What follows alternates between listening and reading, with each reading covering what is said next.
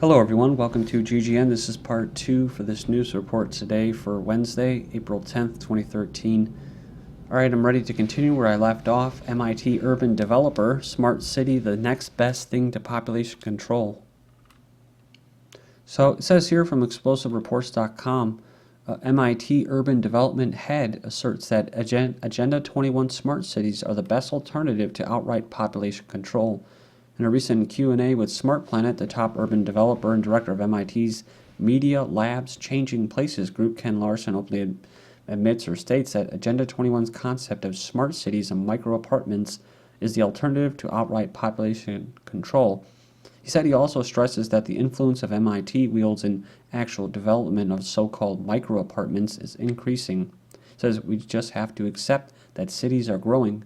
You could wish they weren't. You could hope that population control would reduce the rate at which these cities are expanding. We just start with that as a given. In these words, Larson implicitly states that population control is something that are to be hoped for, but must in the end be regarded as something unrealistic. The second best thing, according to Larson, is the further development of compact megacities as outlined by UN's Agenda 21. So in response to a question as to why people should care about population growth and what this means for MIT's urban development endeavors, Larson says almost all the population growth will take place in cities. Cities are where a huge percentage of energy and water will be consumed. There's tremendous pressures on agricultural systems because of the rapid growth of cities and getting healthy food to market and not having problems with spoiled and tainted food. So even if you live in the suburbs, what happens in the city will have an impact on you.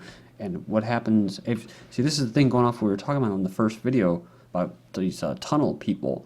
I mean, that's the future. It's just going to get worse as far as the wastelands go outside these megacities and in between the megacities, where they got these mole people, tunnel people, wandering people, nomads and that. But everything that happens in these megacities will affect the wastelands, and I'm sure what happens in the wastelands will affect the cities, possibly the food supply.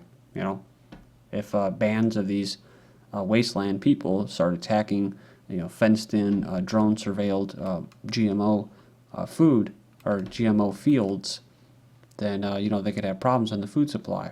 You could just see it in the little news ticker, some big mega skyscraper. The terrorists attack another field.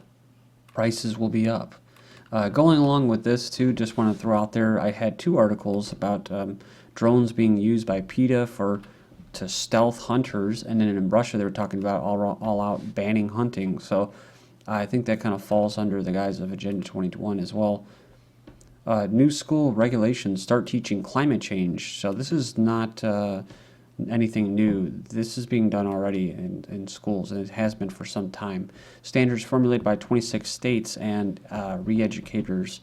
Says for the first time since '96, schools and these re-educators have released major guidelines for science in schools.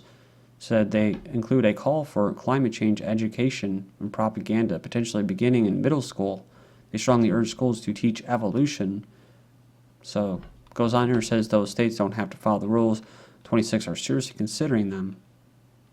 They said the amount of material devoted to climate change has been cut by 1/3, and the final draft isn't as clear on human involvement in climate change. What's that? Anthropogenic global warming. It's buried at best, so that's a good thing because a lot of people are starting to wake up that it's a bunch of junk science. So, but it's being used to push the whole green thing, the whole green movement and eco-fascism, so that people do things like we were talking about in this first article with Agenda 21 and that. House Republicans push to give Keystone pipeline approval authority to Congress. So there you go. There's your representatives. They're representing you, right? No, they're representing oil companies and pharmaceutical companies and banking institutions. That's who they represent. So never mind the fact that we had 3 major oil spills in the United States, one of them involving this the tar sands from Canada, basically the pipeline, this Keystone one. And it was bad news for them, but they're going to go ahead and try to push for it anyways. Irreparable safety issues. All U.S. nuclear reactors should be replaced. Band-aids won't help. So it goes on and says all 104 nuclear reactors currently operational in the U.S. have irreparable safety issues and should be taken out of commission and replaced, as former chairman of U.S. Nuclear Regulatory Commission. So I think this has to do with what Obama's talking about too, but he was kind of referring to nuclear weapons, about upgrading all of them. So I think this has to do more with the money's say is going to nuclear safety, but it's actually going to nuclear weapons, right? It's not gonna help the environment when nuclear waste is dumped wherever it's dumped, either in China or in the desert somewhere, or if it's used for testing somewhere in Nevada. It'll go towards weapons and research, and these things will still sit here and be unsafe. Then they'll look back and say, oh, what could we have done? We needed more rules and regulations and laws. The comments made during the Carnegie International Nuclear Policy Conference are highly unusual for a current or former member of the Safety Commission. Fracking causes as much seismic activity as jumping off a ladder. Controversial method for extracting gas is extremely unlikely to trigger an earthquake we would feel. Fracking is blasting underground rock deposits with water and chemicals that releases trapped gas pockets and was blamed for starting earthquakes, among many other things, like tainting water supplies and making people and livestock sick. But the study says it's very unlikely we'll feel earthquakes caused by fracking. Study is probably funded by the fracking industry itself. They do take this thing seriously, and they take people that try to bring what they're doing to the earth and what they're doing to people, its inhabitants. They don't like people bringing that stuff to light. That's why I said they treat them as insurgents, is basically very dangerous people. After examining hundreds of thousands of gas extraction operations, the scientists found only 3 instances where resulting shocks could be detected by residents above. So moving on here, new Interior Secretary Sally Jewell, Senate confirms CEO of company specializing in outdoor gear. President Obama's choice for the next Interior Secretary sailed through a Senate confirmation, so 87 to 11. So 57 years old will replace the head of the department, oversees 500 million acres of parks and public lands. She has an interesting resume. I think you guys would think it's interesting. She is currently CEO of the huge outdoor company REI, but it goes on here and says previously she worked as a petroleum engineer and a commercial banker. So, and she's the first female, blah, blah, blah, right? Professor at public university under investigation for allegedly forcing students to make anti-gun posters. A professor at a public university in Texas is underway investigation from school administrators for allegedly forcing students in her graphic design class to create anti-gun posters for a personal anti-gun campaign she had launched. The Midwestern State University provost and vice president for academic affairs to the campus said Friday that the school has launched an investigation into the professor. So this is after a student filed a complaint. So the professor used the artwork students created online to publicize an anti-gun petition entitled MSU is Anti-Concealed Carry on Campus, and now a deleted Facebook page opposing firearms, says the complaint. Moving on next, we have Connecticut father's stunning claim. Son's school is teaching that Americans don't have the right to bear arms. Connecticut father is accusing the son's school district of teaching children that Americans do not have a constitutional right to bear arms.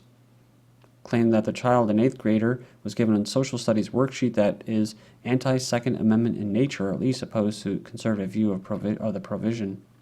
The worksheet provides additional parameters to which the constitutional provision should be viewed.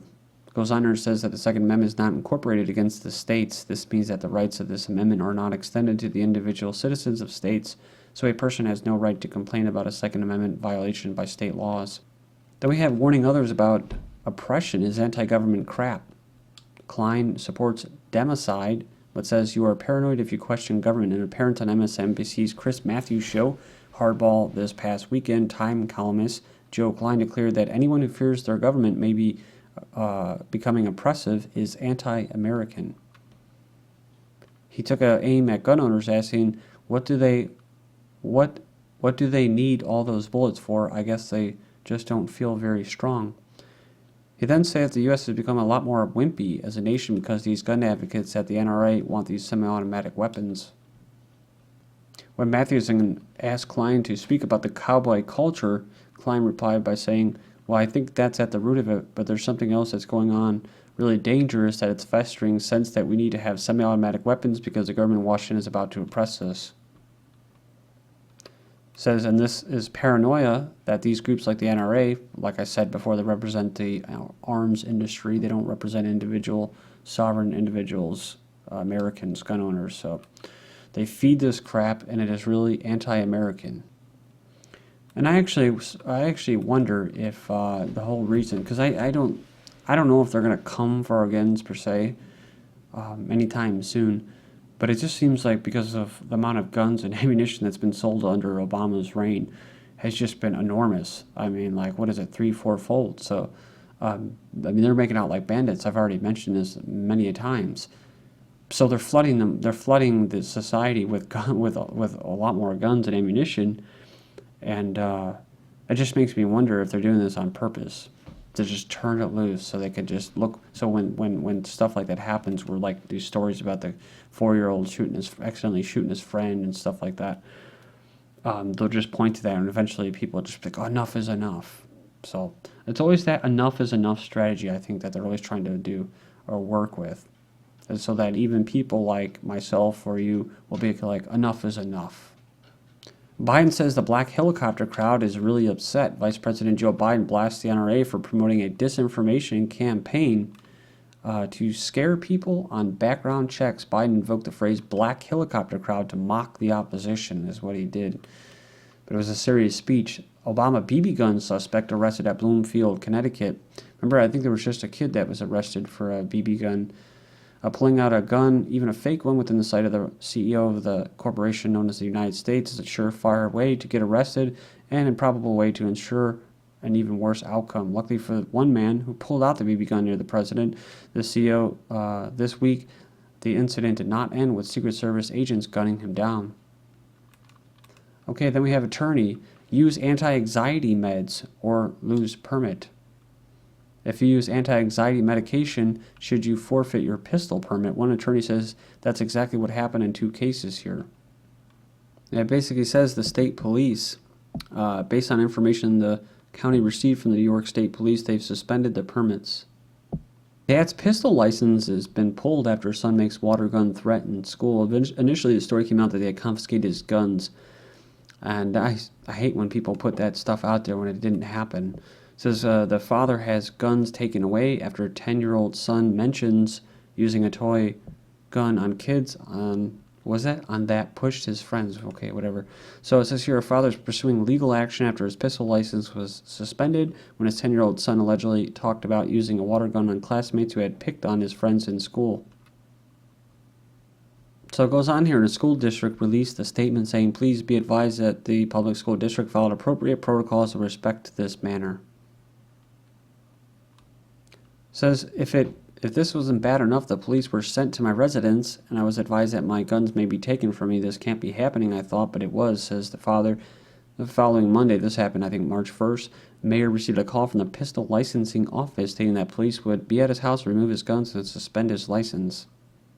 A survey to release active duty police or veteran police was one of the questions was, what effect do you think a federal ban on manufacture and sale of some semi-automatic firearms termed by some as assault weapons would have on reducing violent crime? The majority response was 71% said none, so hardly much of effect at all, and actually 20% said a negative effect. Lone Star Community College, this is where the stabbing happened, where 14 were injured. We should be allowed to have guns on campus. So 2 students from the community college appeared on Pierce Morgan on CNN show Tuesday night to argue that students at the school should be allowed to carry firearms on campus. So it goes on here and says the students argue that this event could have been avoided had the students been allowed to carry guns. Another person who was on the show said, in Texas, we believe in defending our families and our properties with guns, and crime is down. In Chicago, where you had some of the toughest laws against laws, crime is up, and I wouldn't want to be out on the streets in Chicago. I'll be out of the streets in Houston or Dallas and San Antonio and feel safe. I'm going to leave off here. Please join me in part 3. This is GGN on Darko. Thank you.